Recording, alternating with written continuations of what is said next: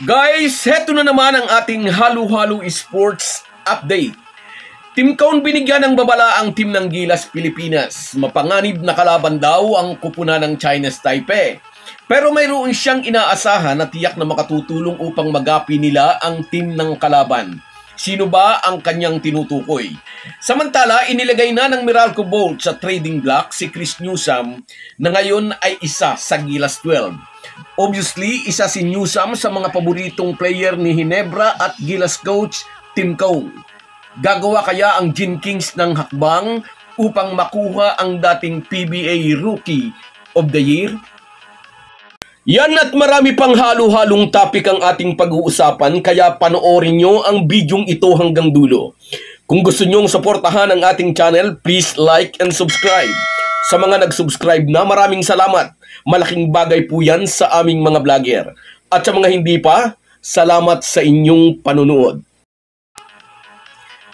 Bago natin pag-usapan ang Gilas Pilipinas, itakel muna natin itong tungkol kay Chris Newsome. Sang-ayon kay Idol Snow Badua, dahil daw nangangamba ang Meralco team management na i-explore ni Chris Newsome ang free agency pagkatapos ng kanyang kontrata sa Bolts, kaya habang maaga pa ay inilagay nila ito sa trading block. Kaysa nga naman mawala nang wala silang makukuhang kapalit, kaya inunahan na nila kung ano man ang plano ng dating Ateneo Blue Eagle star player. Bakit naman naisip ng team management ng Meralco na baka i-explore ni Chris Newsome ang free agency market? Hindi ba nila ito kayang bigyan ng offer na sakto sa kakayahan nito? O baka naman nakatunog na sila na gusto na nitong maghanap ng ibang team? Isang team na magbibigay dito ng championship. Gagalaw ba si Al Francis Chua para dalhin sa bakura ng SMC ang 6'2" small forward guard na si Newsome? Marami na agad ang nagsasuggest dalhin daw sa Magnolia si Newsome. Pero umaangal ang mga fans ng Ginebra, dapat daw sa Gin Kings mapunta si Newsome. Siyempre marami ring umaangal. Isa ngayon si Chris Newsome sa Gilas 12, kasama niya rito sina Japit Aguilar, Jamie Malonzo at Scotty Thompson at siyempre si Justin Brownlee. Sabi ng mga Miron, maganda raw ang chemistry ni Chris Newsome sa mga Ginebra boys sa Gilas. At kung sakali nga nagagalaw si Al Francis Chua para maharbat ang Meralco forward guard, saang team niya ito ibibigay? Sabi ko nga, obviously ay isa si CN11 sa mga paborito ni Coach Tim Cone. Kung i-request ni CTC kay Boss Al Francis Chua na dalhin si Newsome sa Ginebra, palagay ko'y tapos na ang gising game.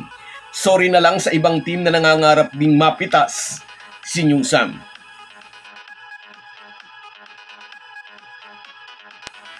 At dito naman tayo sa ating Gilas update. Nagbigay ng warning si Gilas coach Tim Cone sa kanyang mga players na hindi nila dapat i-take lightly ang kupunan ng Chinese Taipei.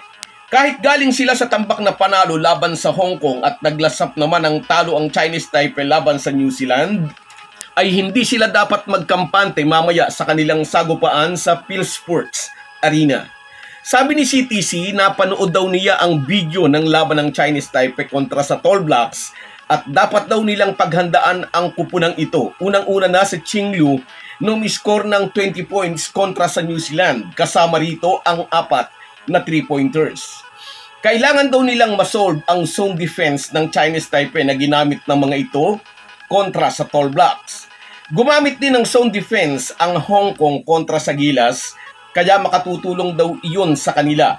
Sa Hong Kong, naging mas maingay ang Gilas fans kaysa supporters ng home team. Para nga raw naging home court ng Gilas ang Twin One Stadium. Nakatulong daw ng malaki sa Gilas ang suporta ng fans. Isa raw iyon sa nagpanalo sa kanila. Mamaya, request ni Tim Cone na suportahan din natin ang ating national team. Kung maaari ay magsuot daw ng blue damit o t-shirt ang mga manunood para ipakita ang suporta sa Gilas Pilipinas. Isa raw ito sa inaasahan niyang magbibigay ng inspirasyon sa Gilas 12 para talunin ang Chinese Taipei. So guys, yan lang muna. Hanggang sa muli.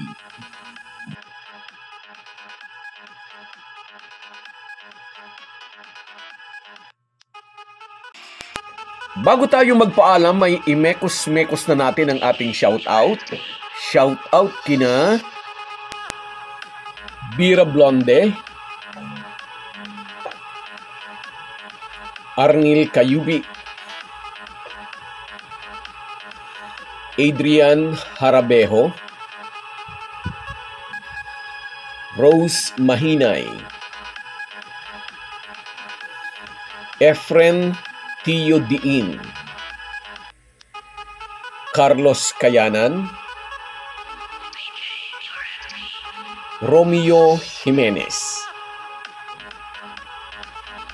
Arniel Cordero, Ronald Mangulabnan, at si Jemuel Garcia. Kahit gaano po tayo kabisi ay huwag po nating kalimutan ang ating buhay espiritual. Lagi po tayong magpasalamat sa bawat araw na dagdag sa ating buhay. Malaki po ang maitutulong ng pananalangin araw-araw. Isang paalala po mula sa inyong Halo-Halo Sports Republic.